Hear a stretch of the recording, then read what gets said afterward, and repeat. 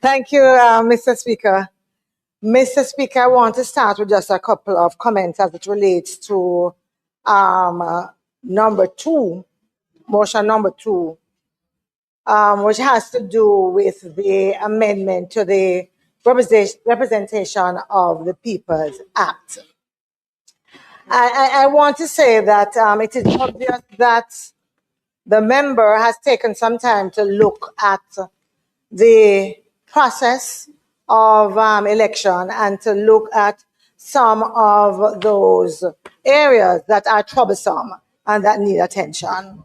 I must say that for the second one, which is the one I'm talking about, which really deals with introducing other implements other than the black lead pencil to be used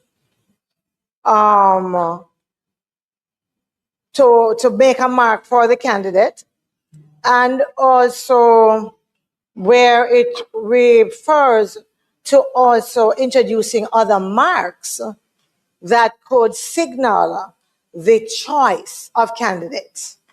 I must say that I vehemently oppose both, and I'll tell you why.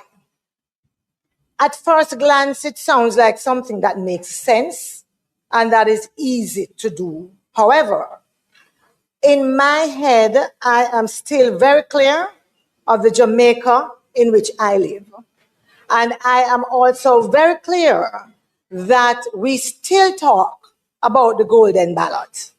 We still talk about individuals who pay persons to come in and vote a particular way. And who, no, I tell you, Moran Bay teaches me well. No, Moran Bay by-election teaches me well.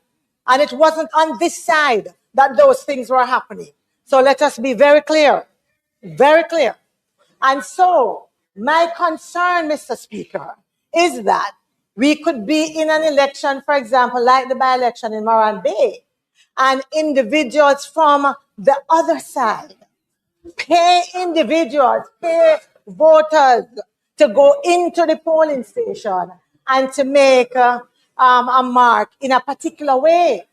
Because we have now would have made the changes for a specific mark to be used.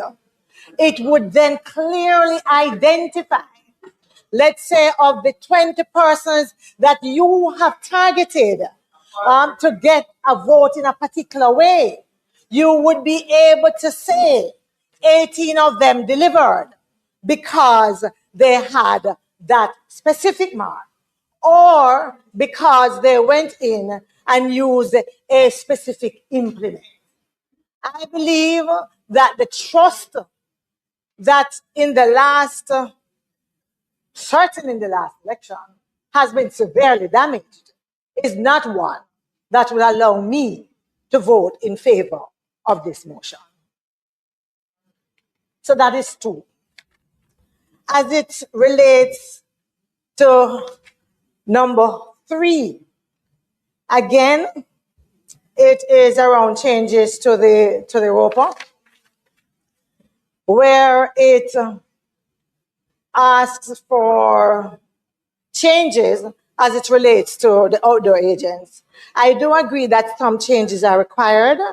The first one being a general understanding of the limits for the outdoor agents and where they stay, and the fact that they can't be too far away. Yes, I agree with that.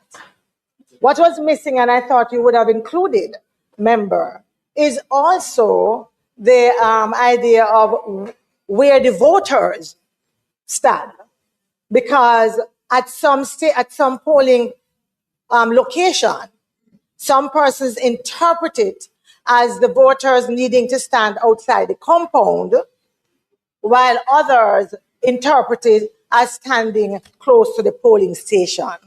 And what that means is that if you have 5, 6 polling stations in a compound, 2 of the 5 might have nobody in there, but a long line is outside, yes, with individuals, and you are not allowing now persons for all of the stations to come in. I would have loved to see that included. Let me tell you why I am very hesitant, and in fact, I'm not willing to support the movement of the outdoor agents closer inside, because the outdoor agents do interact with voters. And I would fear closer to the voting station, the polling station, where voting is going to take place, that we might have fierce competition between the outdoor agents interacting with the voters. And I see that as being problematic. And so on that count, I do not support that motion either. I will leave the others 5. Motion 5. I want to start by commending the progress that we have made and agreeing to date in terms of creating an atmosphere of a free and fair election and free from fear. And this has been done, in truth, by both parties working really hard together. As I said earlier, and I really do believe it, so I'm going to have to say that I believe that some of what has happened in more recent times has damaged the trust. Yes?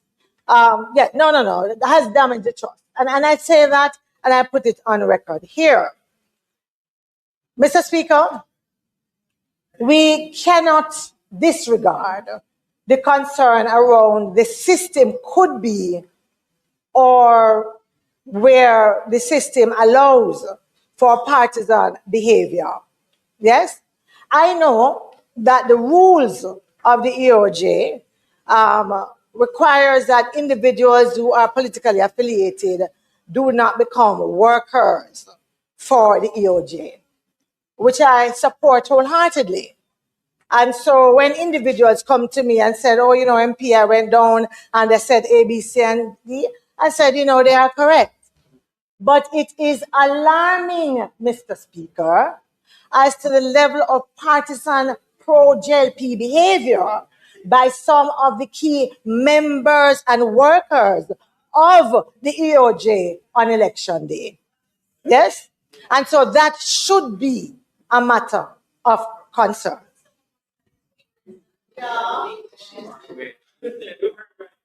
And it therefore suggests, in my view, that the JLP is getting a deliberate pass for some of that. And this is leading to why I'm taking the position that I will. In 2025, we saw some deliberate slowing down of the vote in areas. Some persons suggest that it could actually be deliberate sabotage. I don't have the data, I don't have that, but it's something that we cannot ignore. Key persons, we actually saw, and members have documented key persons, key members affiliated with the government using their connections and their authority to direct what happens in a polling station using their usual bullying approach. Yes? Yes.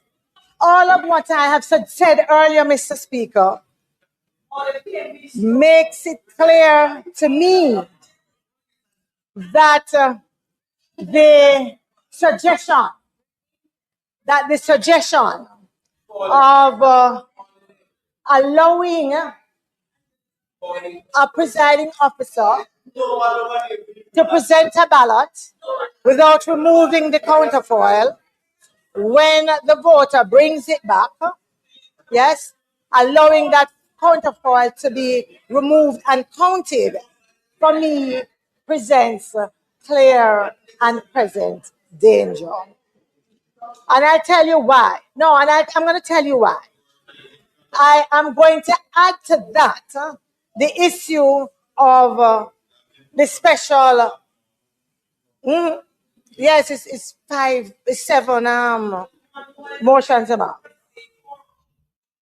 Let me tell you why I'm concerned about that. I would hate to see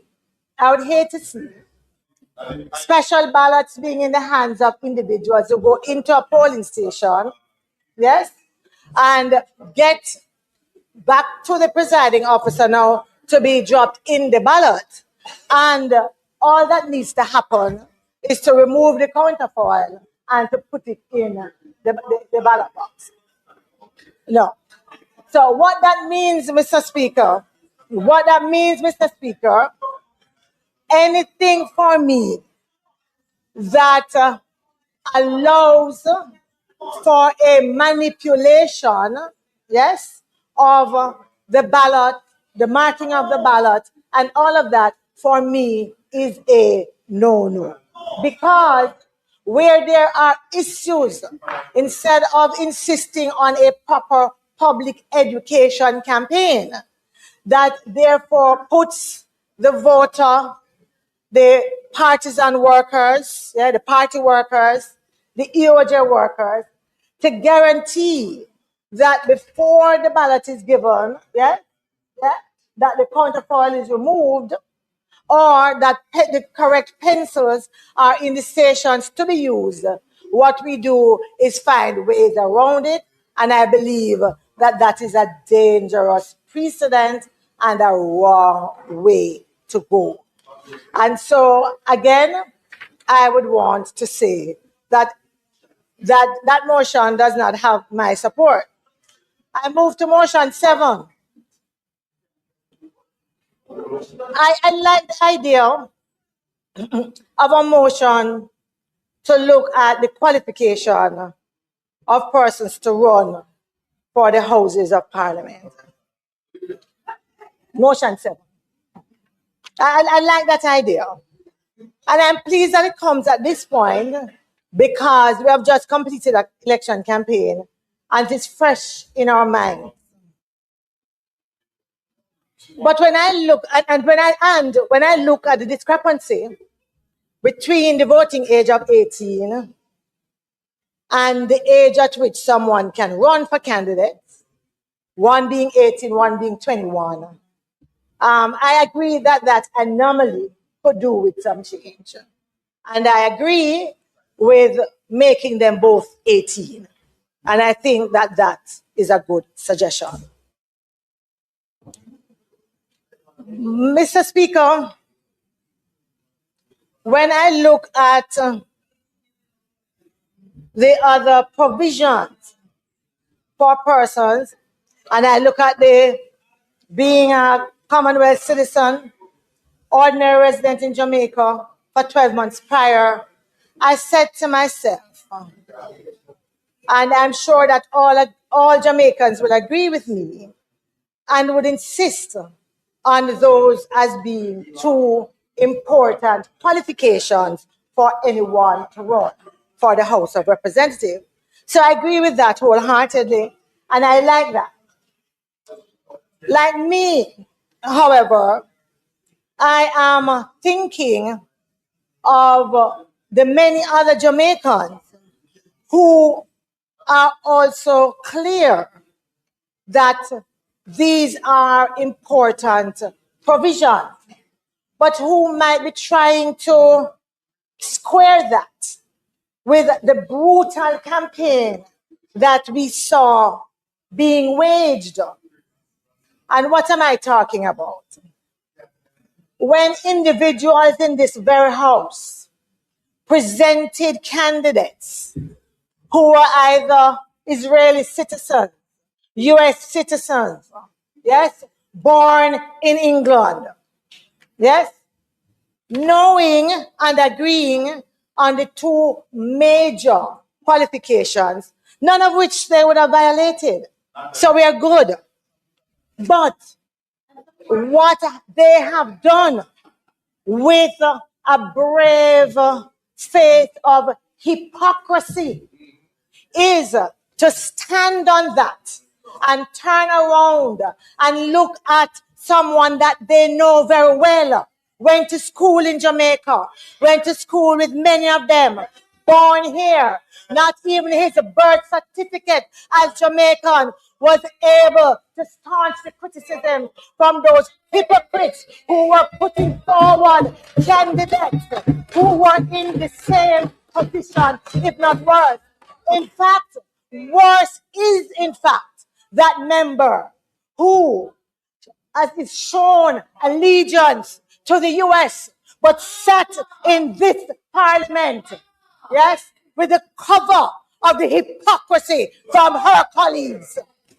And then you have the effrontery, and then you have the effrontery to present before us this motion number 7, as if you really have it at heart, the real protecting the Constitution and protecting Jamaica. Rubbish. And I am saying that those individuals who support motion 7 or who bring this motion to us, them should have burned in fire and burned in hell.